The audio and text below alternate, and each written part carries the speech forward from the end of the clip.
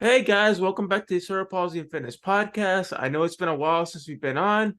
I'm happy to be on today with Mr. Dorsey Ross. He's a minister, a podcaster who has this rare condition called Alpert syndrome, if I'm not mistaken. It's Apert syndrome, but Apert syndrome. everybody pronounces it, differently. Okay, welcome to the show. Well, thank you for having me, David. I appreciate it.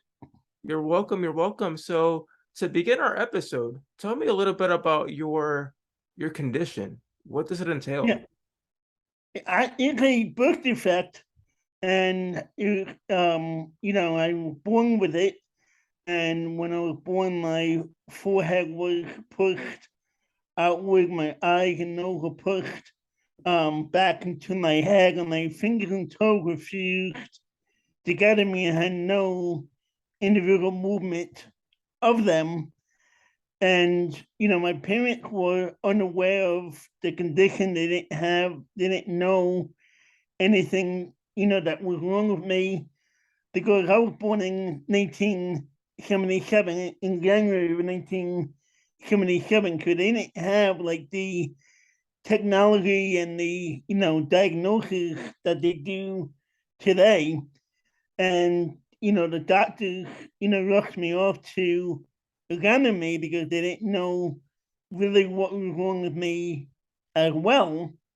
And when they finished examining me, they came back and they told my parents that I had no sore spot and no skull opening to Wow.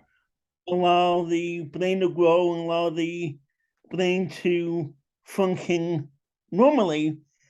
And they, told my parents this, and they said, well, we don't think he'll survive. We think he'll eventually become brain dead, and that the best option for him would be to, or for you, for my parents, would be to put him into a institution and to let him be.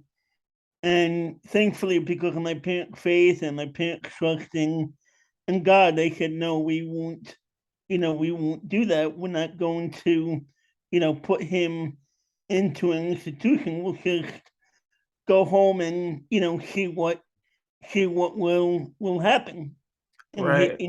in his life.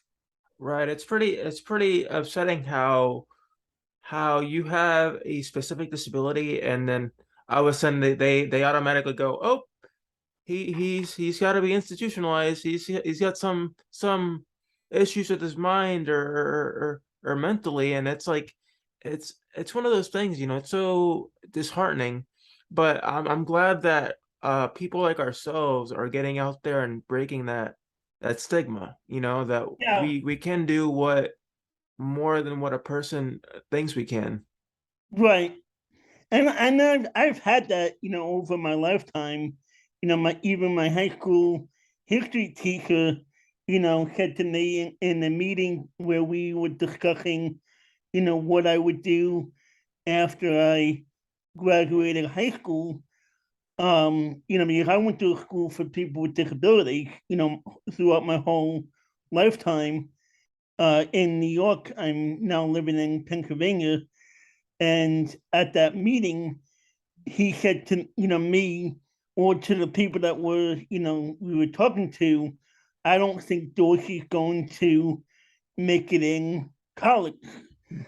I don't think he has the ability to make it in college. And you know they asked me, and I said, yeah, I think I can make it. Not realizing how much more of a struggle it was going to be, compared to what I was struggling with in elementary school, and then even in high excuse me, in high school.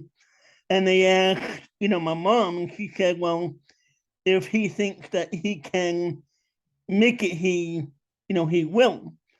And my parents were, people that, didn't put me in a bubble. They didn't put, bubble wrap around and say, Right. Dorsey's not going to be able to do this. Dorsey's not going to be able to do that. Dorsey's not going to, be able to do whatever it is. My And parents feel the same way. Same way they here. they allowed me to, to figure out, what I could and could not do. If I wanted to play baseball, I went out in the street and played baseball. If I wanted to play football, I went out in the street and played football. I can't raise because of the bone structure and the issues in my shoulders. I can't raise my hands above my above my head. So you would think that playing football would be an issue for me, and maybe to a degree it was, but I still was able to go out there and play football. I even play basketball at times. You know, I can't do a dunk shot, but well slam dunk, but I can play You can shoot. basketball to an extent. Yeah, you can shoot. So in regards to your disability, did you ever get asked some really absurd questions? Like I've been asked, can you be cured? Can your disability be cured? Or is there a cure for Apert syndrome? No, there's no cure for Apert syndrome unless God miraculously, one day heals me. There's no specific cure for it. This is something just like you. This is something that we're born with. Right. It's a genetic thing, and I think cerebral palsy is the spine and whatnot, and that's something that we're born with. And yeah, I mean, I don't know if I got weird questions, but you know, I've Stairs. gotten the usual, points and stares and name calling, different things of that nature. Hey, you look like a monster, you look like a freak, Wow. and you know, the different, the smaller kids. I understand with the smaller kids, Yeah. they don't know, they don't maybe fully understand, but it's also on the parents to, you know, teach the kids Exactly. to Education is teach the key. kids. Was that? Education is key with everything. Yes, absolutely. And then, do you happen to know what the statistics are for Apert syndrome? How many people are diagnosed Yeah, I yearly? I believe I've heard I've heard different numbers. I've heard 1 in 80,000, and then I've heard one in 120 or 1 in 160,000. It varies, and I think the numbers Wow. going down lower only because obviously they're keeping better numbers and better statistics over the years. So that may be Right. why the numbers going down as well, and they're getting more informed about it as well. Awesome, awesome. And how did you end up? I know you do ministry, but how did you end up getting into ministry yourself? Yeah, well, I grew up in the church, and I grew up, knowing and learning about God, and I, started going to the youth group at my home church in New York, and that was a safe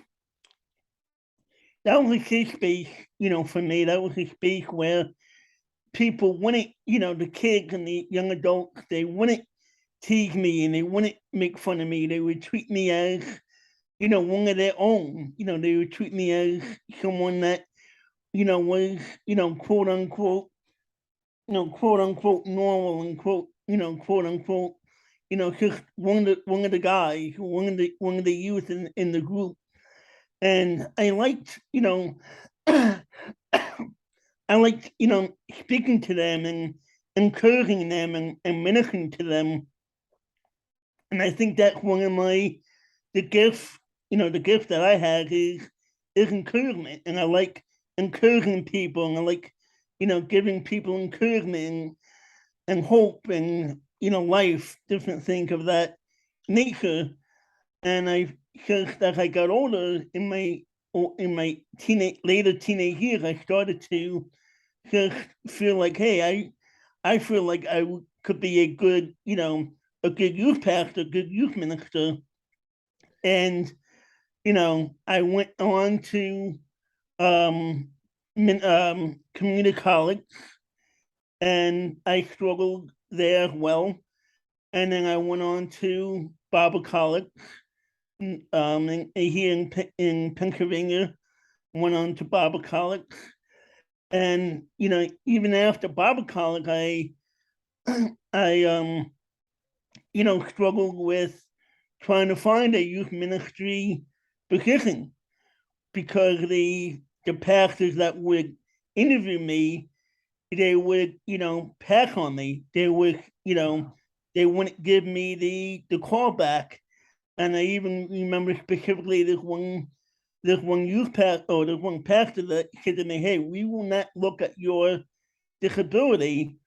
We'll just look at your, experience and your resume, and see if we're interested. And if we are, we'll call you back, and we'll have you back for another, interview, part of the interview process." And I even didn't get, called back on that specific thing. So would you say that a lot of we still deal with a lot of issues when it comes to employment, right? With disabilities, especially with employers being very in a sense discriminate towards us for that specific reason? I haven't, really experienced that as much. The two jobs outside of ministry that I've had, I really haven't, experienced that. But I mean, I would say that there's still probably discriminatory, you know, discrimination out there towards people with disabilities. For sure, like but I feel like it's slowly starting to or a lot of employers and companies are slowly starting to accept, hey, it's okay to have uh a person with this disability on the job because they can possibly perform better than somebody who's able-bodied. Right. Yeah.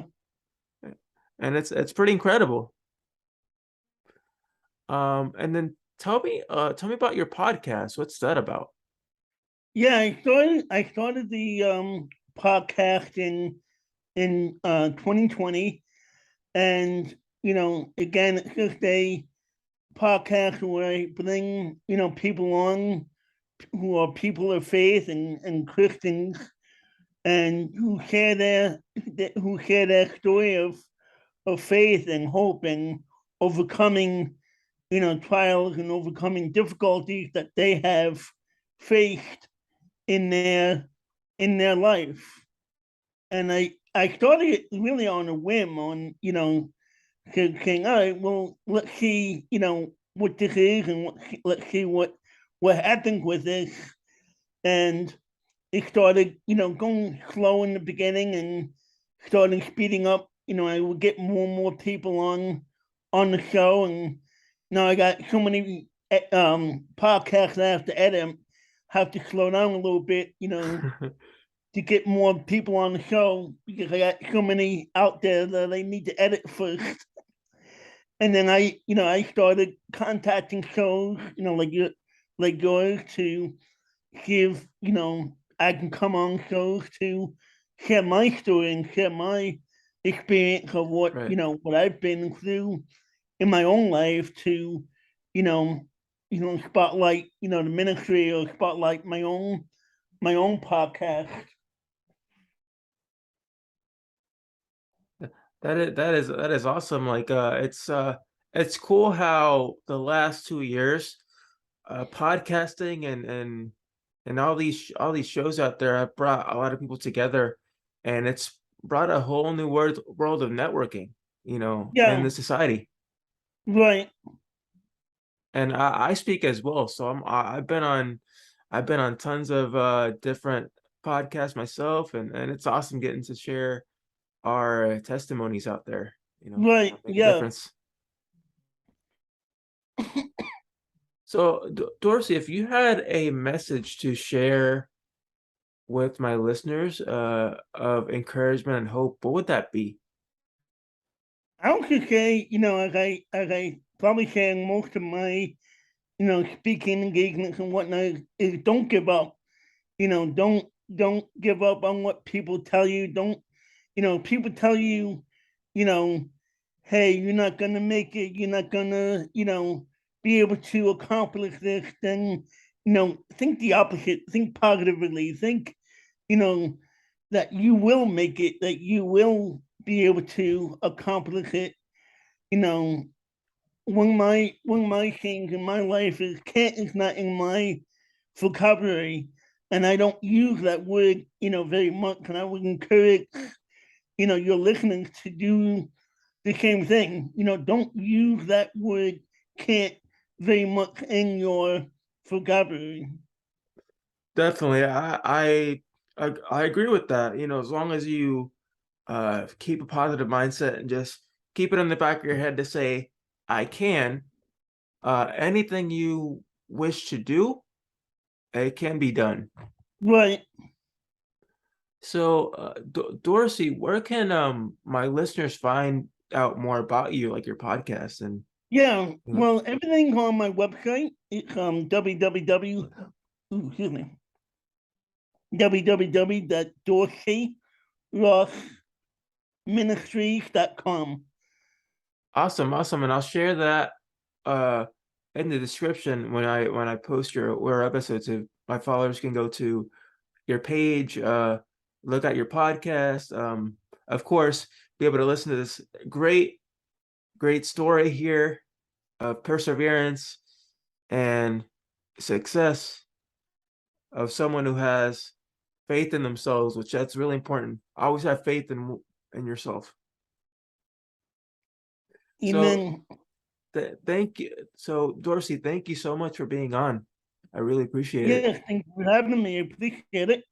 And then you can find this episode on Spotify, iTunes, YouTube, and any other major podcasting outlet out there. And as I always say at the end of every show, or I now have modified it, is if Dorsey and I can overcome obstacles, so can you. Have a good one.